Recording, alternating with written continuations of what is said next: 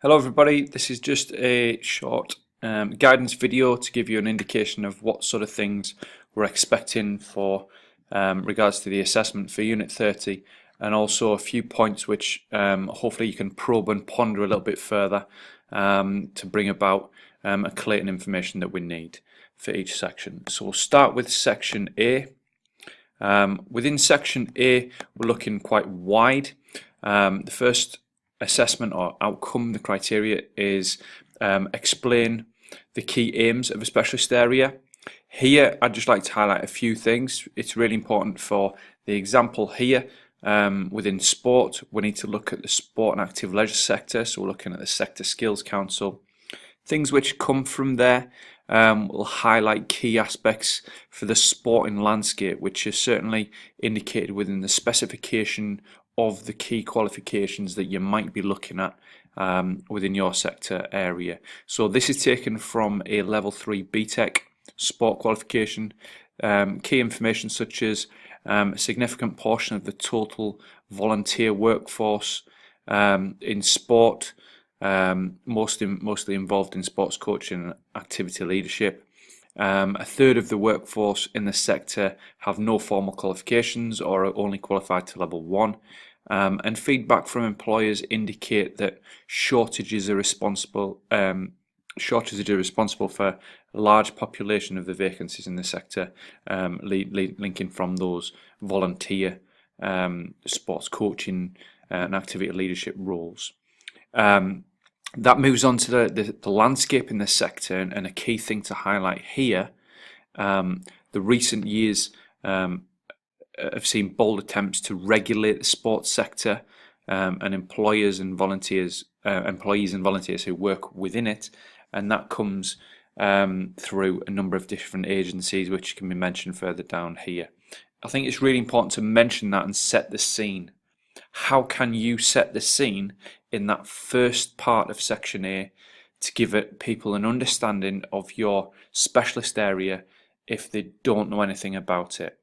Moves on a little bit in to what we looked at last week, or on the 15th of March with Joanne, when we looked at the philosophical issues of a specialist area.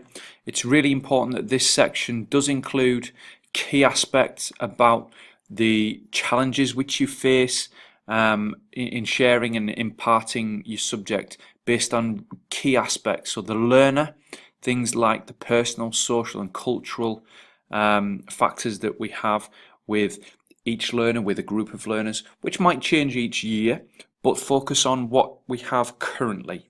Okay, focus on what's there right now. And also the setting, so provide a little bit of an understanding to what potential affordances or difficulties or opportunities and challenges we have with regards to the setting, the learning space. And for this, it would be really good for you to focus on the one class and start to set that scene in your presentation. Which class or group is it that you are looking to use for and apply your action research within? From that, it's important here to look at the key qualifications within the area. Here I've provided a little bit of an overview within sport, from 16 to 18 and onwards. We have level 1/2 BTEC diplomas in sport, which are equivalent to 4 GCSEs as a qualification. Learners would then typically move down this pathway, if they were to stay within sport and continue studying, onto one of 3 potential level 3 qualifications, which over a 2-year program are equivalent to 3 A levels. I've just highlighted here and put in bold the qualification, which I'll go a little bit more into detail with later in a few minutes. And it's important to indicate that all of these qualifications are within the 16 to 19 sort of framework, and as part of those qualifications, or those qualifications are part of what we look at as study programs.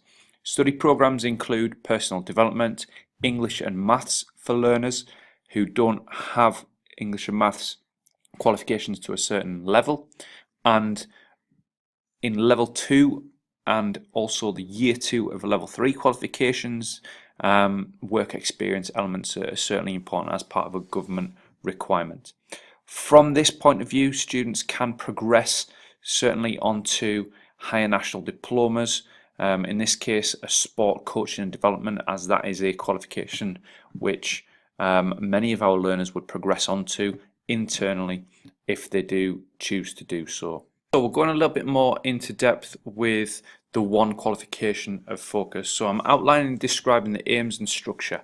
So within this qualification, the aims are particularly to provide a link to the National Occupational Standards, which is highlighted here on the right hand side. So the Sport Level 3 qualification does have good strong links to Level 3 NVQ coaching, teaching and instructing. And it's really important that people who, as learners, are looking to develop as sports coaches, leaders and teachers, can provide and see those links. So the aims are to provide a good qualification where people have a knowledge and understanding of the core aspects required within the industry if they were to go on and look for either further education or employment within the sector. From that point on, it's important that we look at the learning programs. A key aspect, criteria 2.2. Here I've got a visual of a year 2 study program for a level 3 extended diploma in sport student. We have personal development, or a personal development hour, a week, which is linked in with a personal tutor. We have a work experience unit, which links in with providing a base and a background and a base point for students to link on with their work experience, which is wider than the program in terms of the weekly contact hours. In the middle here we've got different units which the students will study and when they will fit into their yearly program over a 34-week schedule. Further down the indication here, the yellow units are the core units, which students, if they require maths and English, they will only study the yellow units as part of their main program, in addition to personal development and maths or English towards the bottom. However, if students do have their English qualification, they will study the 3 units here in the green, and that will mean that they will be on an extended diploma. However, students which do require English resit, whether it's GCSE or functional skills, would be studying a diploma in sport, and that is equivalent to a 2 A-level program. And the reason for that is the core requirement of needing very good use of English literacy, and we're encouraging students who haven't quite got that yet. They can still come out with a qualification equivalent to 2 A-levels, but they're able to study English alongside of that. So what would your learning program look like for the course relating to your action research? Can you provide a graphic of that? How can you display that? I want you to really think about how you can get that across to people. Was this an effective way of doing it with the verbal information which you would be presenting on the day as part of your presentation, or would you provide a handout to the audience which has this information? You'd be able to discuss it that way. Section B is where we're going to go back a few weeks to when we started the unit. We started off with this. As we've given an overview and we've started to narrow down our focus from our sector in terms of our specialist teaching area into funneling that into a course, Section B is where we start to hone in on ourselves as a practitioner and really get the start of that, the essence of that action research. So if you think back, we had performance profiles which looked at ourselves and our specialist area for yourself again, in order to profile your own knowledge and skills and identify your strengths and areas for improvement. And that was certainly recorded again in the following documentation, which you can see here, which linked on with identifying others who you could have required support from or bounce ideas from, and think about those colleagues or line managers in the form of a critical friend as you're going through this process of an action research, trying something different in your practice. That led to a development plan. I've provided an example here looking at one area for improvement, and this links back to one of the scenarios that Joanne provided us with, and I've gone with that sport studies example here. So an area of improvement, no assessment for learning was taking place, so think back to that didactic or content driven, no understanding of the learners in terms of where they're at, the assessment for learning, no questioning, etc. So the suggestion to improve: flip the classroom. So this is create an audio recorded video, very much like this one, and I could provide that content on Moodle.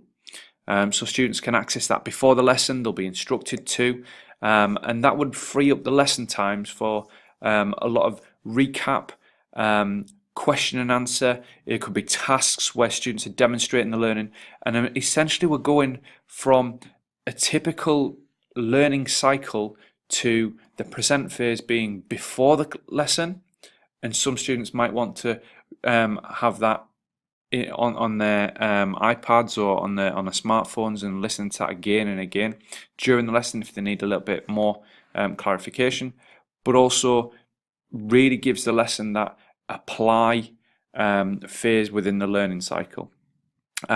This should lead to a better student experience and autonomy from the learners. Also, key things from here: as a lecturer, I should be able to understand my students' strengths and weaknesses because I can actually question them in the class, I can interact with them, and they can be learning, and there can be much more two-way. My colleague could be a supportive other, and my line manager could be somebody who can support me. My target date here for improvement of when I'm going to carry out my action research, and don't forget we did look to try and have this something that we do before Easter. I've put as Thursday the 29th of March. To section C.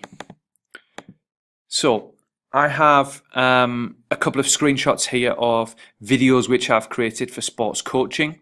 There are in fact 1, 2 and a short slip here of third video, and each video relates to a different task relating to key theoretical information which have previously been delivered, if you like, on a didactic or a lecture based method, and this is how I'm going to use new and emerging technology. So something new, I'm using Screencast-O-Matic software, just like I am to create this video, and I'm providing information to students ahead of time. They can access this from Moodle, which they've all got access to. They can access it from YouTube, so they can use the smartphones. It completely changes how the structure of the lesson is, and it's a new technology to me as a practitioner, and that's the reason why I'm doing this. Okay. In terms of the inclusive practice, and I want you to think really about how can you show evidence of how you are planning and your preparation ensures program aims are met. Well, this provides students with a continuous opportunity to access the information on the core roles, responsibilities and skills of sports coach. That's fundamental for the sector, and certainly for them as they go on further in the unit and demonstrate that they can coach and lead sports sessions and beyond if they're wanting to go on into the industry or into further study. It's a core topic for the programme. How can we ensure inclusive practices being met?